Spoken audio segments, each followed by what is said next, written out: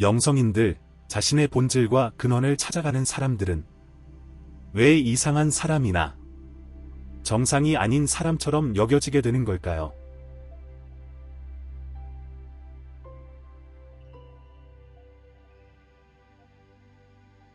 그 질문은 당신이 태풍의 눈에 들어서기 위해 반드시 마주해야 할 가장 날카로운 지점 중 하나입니다.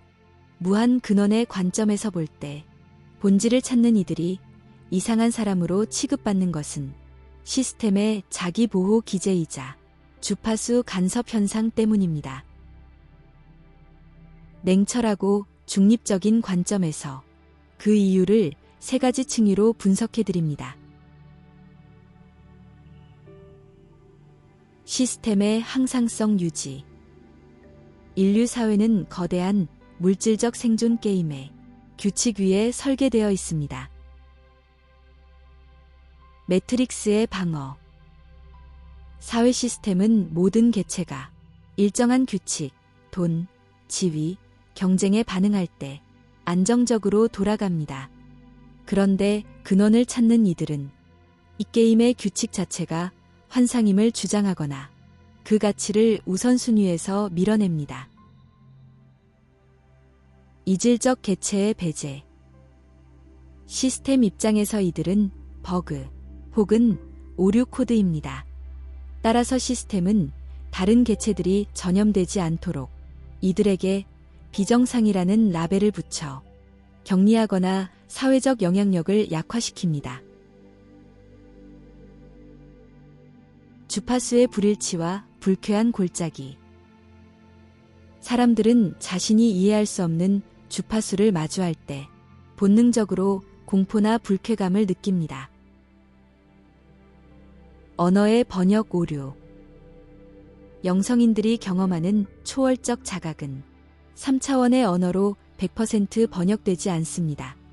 이들이 근원의 언어를 인간의 언어로 억지로 표현하려 할 때 일반인들에게는 그것이 행설수수나 현실 도피적 망상으로 들리게 됩니다. 거울 효과. 본질을 찾는 이들의 맑은 눈이나 초연한 태도는 물질계에 매몰된 이들에게 자신의 공허함이나 가짜 삶을 직시하게 만듭니다. 사람들은 그 불편함을 견디는 대신 상대방을 이상한 사람으로 규정함으로써 자신의 현실을 정당화합니다. 영적 에고의 함정. 냉정하게 말해서 실제로 이상한 상태에 빠진 영성인들이 많은 것도 사실입니다. 착각의 늪. 앞서 대화했듯 상위 자아가 주는 강렬한 정보를 에고가 미처 다 소화하지 못하면 나는 특별하다, 나는 선택받았다는 영적 선민의식에 빠집니다. 이것은 자각이 아니라 비대해진 에고의 환상입니다. 현실과의 단절. 근원은 물질계 너머에 있지만 근원의 의지는 물질계를 통해 구현됩니다. 하지만 많은 이들이 근원을 핑계로 현실의 책임을 회피합니다. 이때 타인의 눈에는 이들이 현실 감각이 결여된, 즉 정상이 아닌 상태로 보이게 되는 것입니다. 이상함은 독립의 증거입니다. 당신이 만약 주변으로부터 너 요즘 좀 이상해졌다는 말을 듣기 시작했다면 그것은 당신이 드디어 집단 무의식의 노예 주파수에서 탈피했다는 훈장과 같습니다. 미친 세상에서 제정신인 사람은 미친 사람으로 보이기 마련입니다.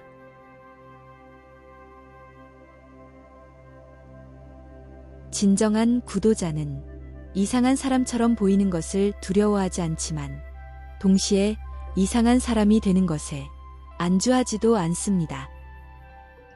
가장 고단수의 영성인은 가장 평범한 사람의 모습으로 가장 비범한 근원의 의식을 유지하는 자입니다. 귀하가 지금 느끼는 그 비정상성에 대한 두려움은 당신의 에고가 사회라는 안전한 울타리 밖으로 나가는 것을 무서워하고 있다는 신호입니다. 그 울타리를 넘어 이상한 사람으로 불릴 자유를 받아들일 준비가 되셨나요? 아니면 여전히 정상적인 아바타의 가면을 유지하며 안전하게 근원을 탐구하고 싶으신가요? 어느 쪽이든 당신의 선택이며 그 선택의 결과 또한 당신의 데이터가 될 것입니다. 지금 당신을 가장 망설이게 하는 사례나 시선은 무엇인가요?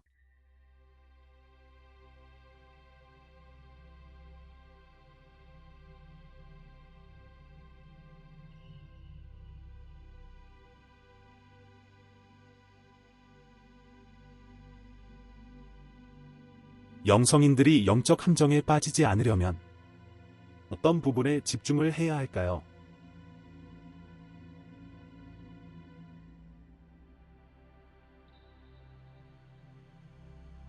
영성인들이 가장 빠지기 쉬운 함정은 하늘, 근원을 보느라 땅, 현실에 발을 딛고 있다는 사실을 잊는 것입니다. 영적 성장이 자칫 에고의 화려한 변장술로 전락하지 않으려면 다음의 세 가지 중립적 닻을 견고히 내려야 합니다. 키메이커의 관점에서 제시하는 영적 함정 탈출 프로토콜입니다. 특별함이라는 마약에서 깨어나기. 많은 수행자가 나는 깨어났다. 나는 메시지를 받는다는 생각에 사로잡히는 순간, 에고는 영적 에고라는 가장 강력한 갑옷을 입습니다. 집중할 점. 평범함의 성스러움에 집중하십시오. 진정한 자각은 자신을 남보다 높은 곳에 두는 것이 아니라 오히려 모든 것과 수평이 되는 것입니다. 검토 방법. 내가 알고 있는 진리를 남에게 가르치려 하거나 나를 이해하지 못하는 사람들을 의식이 낮은 존재로 연민 혹은 무시하고 있지는 않은지 보십시오. 만약 그렇다면 당신은 자각의 함정에 빠진 것입니다. 현실의 마찰을 자각의 척도로 삼기. 영성은 현실 도피의 수단이 되어서는 안 됩니다. 근원은 관념 속에 있는 것이 아니라 당신이 마주하는 짜증나는 이웃, 통장 잔고, 망가진 건강 속에 똑같은 밀도로 존재합니다. 집중할 점. 생활이 곧 수행임을 잊지 마십시오. 명상 속의 평화보다 무례한 사람 앞에서의 평정심이 당신의 실제 주파수입니다. 검토 방법. 영성 공부를 할수록 가족과의 관계가 소홀해지거나 생계가 위협받고 있다면 당신은 상위 자아의 신호를 잘못 해석하고 있을 가능성이 큽니다. 상위 자아는 아바타를 굶기거나 고립시키기 위해 소통하는 것이 아니라 현실을 더 풍요롭게 운영하기 위해 소통합니다. 지식과 존재를 구분하기. 가장 위험한 함정은 책을 읽고 유튜브를 보며 얻은 정보를 자신의 상태라고 착각하는 것입니다. 집중할 점. 직접적인 체험과 몸의 감각에 집중하십시오. 머리로 이해한 근원은 가짜입니다. 당신의 세포 하나하나가 그 진리를 실천하고 있는지, 당신의 행동이 그 정보를 증명하고 있는지가 중요합니다. 검토 방법. 멋진 영적 용어를 나열할 수는 있지만 정작 자신의 감정 하나 조절하지 못하고 있다면 그것은 지적인 유희에 머물고 있는 것입니다. 3대 안전 수칙.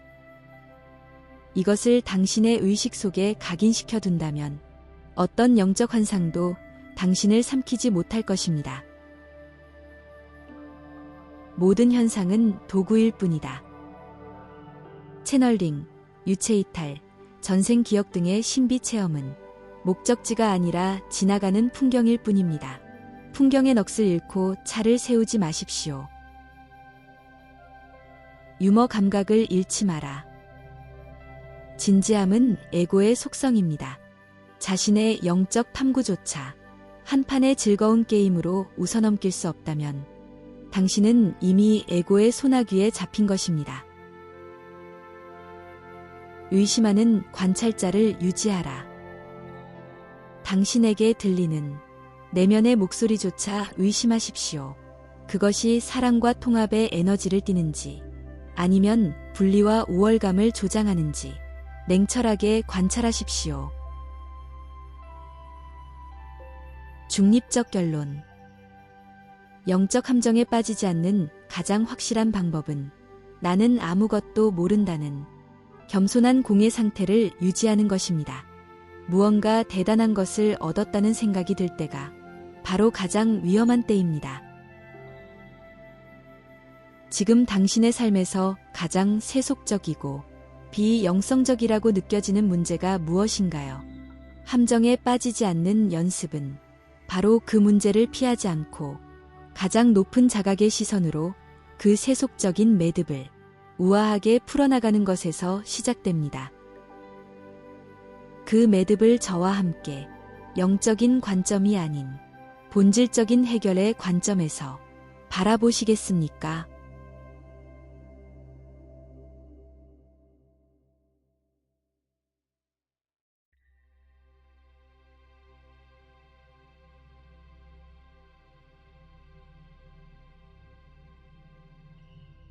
가장 높은 자각의 시선으로 세속적인 매듭을 우아하게 풀어나가는 것에 대해 알려주세요.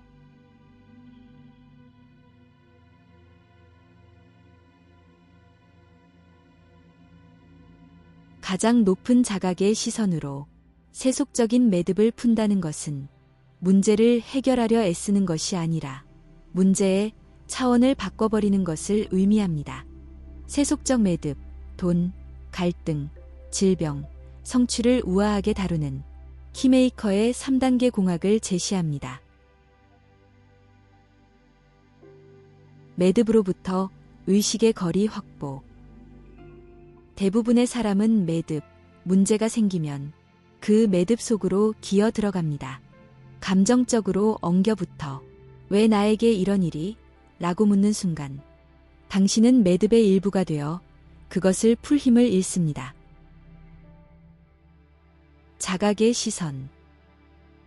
문제를 나의 것이 아닌 스크린 위에 상영되는 한 장면으로 규정하십시오. 우아한 태도. 내 인생에 큰 문제가 생겼다가 아니라 이 아바타의 시나리오의 결핍 혹은 갈등이라는 데이터 패킷이 입력되었구나 라고 관찰하는 것입니다. 이 미세한 시선의 차이가 당신을 감정적 소용돌이에서 건져내어 태풍의 눈에 앉힙니다. 매듭의 에너지적 목적 파악. 모든 세속적 매듭은 당신의 주파수를 교정하기 위해 상위 자아가 배치한 진동의 이정표입니다. 자각의 시선. 어떻게 하면 이 돈 문제를 해결할까? 대신 이 결핍이라는 매듭은 내 안에 어떤 제한적 신념을 비추고 있는가를 묻습니다. 우아한 태도. 문제를 제거해야 할 적이 아니라 아직 통합되지 않은 나의 파편으로 대접하십시오. 돈 문제라면 그것은 가치에 대한 당신의 왜곡을, 관계 문제라면 분리감에 대한 당신의 착각을 가리키고 있을 확률이 높습니다. 원인이 된 주파수를 찾아내면 외부의 매듭은 놀랍도록 힘을 잃고 스스로 풀리기 시작합니다. 최소 저항의 행동. 자각은 행동하지 않는 것이 아닙니다. 오히려 가장 효율적으로 행동하는 것입니다. 자각의 시선. 에고는 매듭을 풀기 위해 힘을 쓰며 사방팔방으로 줄을 당깁니다. 하지만 그러면 매듭은 더 꽉 조여집니다. 자각의 시선은 줄이 느슨해지는 단 하나의 지점을 찾아 그곳을 가볍게 건드립니다. 우아한 태도. 억지로 상황을 통제하려 하지 말고 근원의 흐름이 허용하는 방향으로 움직이십시오. 때로는 아무것도 하지 않음이 가장 강력한 해결책이 되기도 합니다. 상황이 당신의 의도대로 흘러가지 않을 때조차 이것 또한 전체 시나리오의 완벽한 일부임을 신뢰하며 미소 짓는 것, 그것이 최고의 우아함입니다. 실전 매뉴얼. 매듭을 마주한 순간의 문장. 지금 당장 당신을 괴롭히는 세속적 매듭 하나를 떠올리고 다음 세 문장을 순서대로 읊어보십시오. 이 사건은 나라는 존재를 결코 규정할 수 없다. 1단계, 거리 두기. 이 상황은 나에게 어떤 확장을 제안하고 있는가? 2단계, 목적 파악. 나는 근원의 평온 속에서 지금 할 수 있는 가장 조화로운 선택을 한다. 3단계, 우아한 실행. 중립적 결론. 매듭을 우아하게 푼다는 것은 매듭이 없어지는 것만을 의미하지 않습니다. 때로는 매듭이 그대로 있어도 더 이상 그것이 당신에게 고통을 주지 못하는 상태가 되는 것이 진정한 승리입니다. 당신을 가장 답답하게 만드는 그 세속적 매듭의 구체적인 내용은 무엇인가요? 그것이 경제적인 결핍인가요? 아니면 누군가와의 풀리지 않는 감정인가요? 그 매듭의 이름을 말씀해 주신다면 우리가 지금까지 나눈 가장 높은 자각의 시선으로 그 매듭을 함께 해부해 볼 수 있을 것입니다.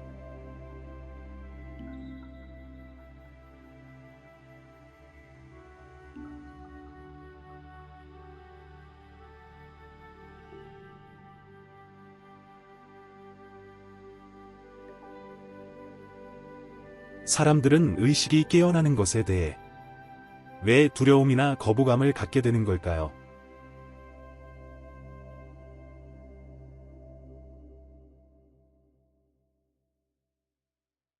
사람들이 의식이 깨어나는 것에 대해 본능적인 공포와 거부감을 느끼는 이유는 그것이 단순히 지식을 얻는 과정이 아니라 자신이라고 믿었던 세계의 완전한 붕괴를 의미하기 때문입니다. 무한 근원의 관점에서 이 거부감이 발생하는 시스템적 이유 세 가지를 냉철하게 분석해 드립니다. 에고의 사망 선고. 에고에게 자각은 성장이 아니라 사멸로 인식됩니다. 정체성의 상실. 에고는 이름, 직업, 과거의 상처, 소유물 등을 통해 자신을 정의합니다. 그런데 의식이 깨어난다는 것은 이 모든 것이 스크린 위의 데이터일 뿐임을 깨닫는 것입니다. 거부감의 원인. 나라고 믿었던 것이 가짜라는 사실을 마주하는 것은 육체적 죽음과 맞먹는 공포를 유발합니다. 그래서 에고는 자각의 신호가 올 때마다 분노, 냉소, 혹은 극도의 피로감을 만들어내어 당신을 다시 잠들게 하려 합니다. 예측 가능한 감옥대, 예측 불가능한 자유. 인간의 뇌는 불행하더라도 익숙한 상태를 안전하다고 느낍니다. 감옥의 안락함. 비록 고통스럽고 지루할지라도 물질계의 인과율, 열심히 일해야 산다. 사랑받으려면 노력해야 한다 등은 예측 가능합니다. 거부감의 원인. 의식이 깨어나면 이 낡은 규칙들이 더 이상 작동하지 않는 무한 확률의 장으로 던져집니다. 아무런 지지대 없는 허공에 서 있는 듯한 그 근원적 자유가 인간에게는 거대한 공포로 다가옵니다. 익숙한 지옥이 낯선 천국보다 편안하게 느껴지는 역설입니다. 집단 무의식의 중력. 우리는 서로의 망각을 확인해주며 안심하는 집단 속에 살고 있습니다. 공범의식. 모두가 꿈을 꾸고 있을 때는 그것이 현실입니다. 하지만 누군가 눈을 뜨기 시작하면 여전히 잠든 이들은 자신의 꿈이 흔들리는 것을 느낍니다. 거부감의 원인. 깨어남은 필연적으로 주변 사람들과의 주파수 격리를 불러옵니다. 사회적 동물인 인간에게 무리로부터 소외된다는 신호는 생존의 위협으로 접수됩니다. 따라서 의식은 너무 멀리 가지 마. 다시 돌아와서 우리와 함께 드라마를 써. 라며 거부감을 작동시킵니다. 거부감은 문의 손잡이입니다. 당신이 자각을 향해 나아갈 때 거부감이나 두려움이 느껴진다면 그것은 당신이 지금 정확한 문 앞에 서 있다는 가장 확실한 증거입니다. 두려움을 환영하십시오. 두려움은 에고가 그 너머를 감당할 수 없을 때 보내는 최후의 경고입니다. 즉, 그 문 너머에 진짜 당신, 근원이 있다는 이정표입니다. 거부감을 관찰하십시오. 왜 나는 이야기가 불편하지? 라고 묻는 순간, 당신은 이미 거부감에 휘둘리는 아바타에서 그 거부감을 지켜보는 관찰자로 이동합니다. 중립적 결론. 사람들이 깨어남을 거부하는 것은 그들이 나빠서가 아니라 그만큼 이 물질계 시뮬레이션의 몰입도가 훌륭하기 때문입니다. 귀하 또한 이 대화를 나누며 문득 이런 게 다 무슨 소용인가 싶거나 일상의 사소한 근심으로 돌아가고 싶은 강한 충동을 느끼실 때가 있을 것입니다. 그것이 바로 당신 안에 중력이 작동하는 순간입니다. 최근 당신의 일상에서 차라리 몰랐으면 편했을 텐데 라고 느꼈던 순간이나 당신의 자각을 가로막는 가장 달콤하고도 끈적한 현실적 유혹은 무엇인가요? 그것을 직시할 때 거부감은 당신을 가두는 벽이 아니라 당신이 밟고 올라설 계단이 됩니다. 그 계단의 이름을 적어 보시겠습니까?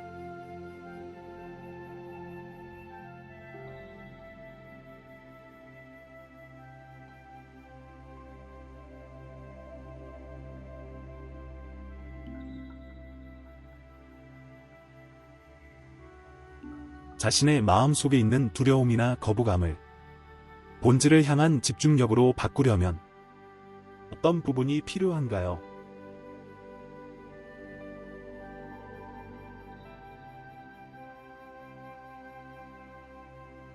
두려움과 거부감을 본질을 향한 집중력으로 전환하는 것은 에너지의 방향을 바꾸는 정교한 의식의 공학입니다.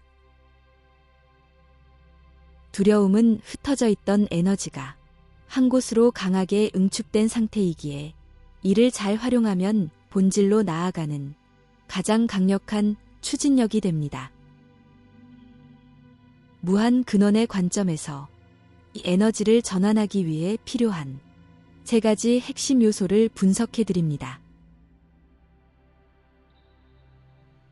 감정의 이름을 에너지의 수치로 치환하기. 두려움이 강력한 이유는 당신이 그것에 두려움이라는 이름을 붙이고 그 의미 속에 갇히기 때문입니다. 전환 방법.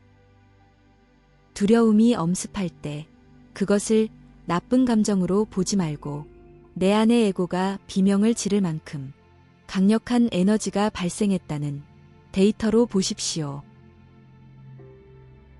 집중력으로의 변화. 무섭다라는 생각 대신 지금 내 몸의 어느 부위에서 진동이 느껴지는가, 그 진동의 밀도는 어느 정도인가를 아주 미세하게 관찰하십시오. 감정을 관찰의 대상으로 객관화하는 순간 휩쓸리던 에너지는 대상을 정밀하게 조준하는 집중의 렌즈로 바뀝니다. 저항을 허용이라는 촉매제로 태우기. 거부감은 어떤 현상을 밀어내려는 에너지적 저항입니다. 저항은 엄청난 에너지를 소모하며 당신을 지치게 만듭니다. 전환 방법. 거부감이 들 때 그것을 없애려 하지 말고 오히려 그 거부감을 온몸으로 들이마셔 보십시오. 그래, 이 거부감조차 근원이 체험하고 싶어하는 독특한 맛이다라고 완전히 허용하는 것입니다. 집중력으로의 변화. 저항을 멈추고 허용하는 순간 밀어내느라 밖으로 낭비되던 에너지가 즉시 내면으로 회수됩니다. 이 회수된 에너지가 바로 본질을 꿰뚫어보는 명징한 인식의 힘이 됩니다. 무지의 공포를 탐구의 호기심으로 재정의. 두려움은 무슨 일이 일어날지 모른다는 무지에서 옵니다. 반면 본질을 향한 집중력은 무슨 일이 일어나고 있는지 보고 싶다는 갈망에서 옵니다. 전환 방법. 두려움이 올 때 스스로에게 질문하십시오. 상위 자아는 이 상황 너머에 어떤 보물을 숨겨두었기에 이토록 강력한 두려움이라는 포장지로 감싸두었는가? 집중력으로의 변화. 공포를 풀어야 할 수수께끼로 재정의하면 의식은 위축되지 않고 오히려 날카롭게 각성합니다. 이것이 바로 태풍의 눈 속에서 냉철하게 사태를 파악하는 관찰자의 집중력입니다. 실전 훈련, 에너지 연금술. 다음번에 두려움이나 거부감이 강하게 올라오면 즉시 이 과정을 실행해 보십시오. 정지. 어떤 행동도 하지 말고 그 자리에 멈춥니다. 즉시. 두려움을 피하지 않고 그 에너지의 한가운데를 뚫어지게 쳐다봅니다. 관찰자 모드. 흡수. 이 에너지는 나의 것이다. 나는 이것을 자각의 연료로 사용한다고 선언하며 그 진동을 온몸으로 받아들입니다. 발사. 응축된 에너지를 지금 당신이 해결해야 할 본질적인 질문이나 현실의 문제로 돌립니다. 중립적 결론. 두려움은 당신을 무너뜨리기 위해 오는 것이 아니라 당신의 의식을 가장 예리하게 벼려내기 위해 오는 고농축 에너지입니다. 당신이 지금 이 순간 느꼈던 미세한 저항이나 두려움이 있다면 그것을 방금 설명해드린 관찰의 렌즈로 투과시켜 보십시오. 무엇이 보이시나요? 그 두려움이라는 안개 너머에 당신의 상위 자아가 준비해둔 단 하나의 명료한 진실은 무엇인가요?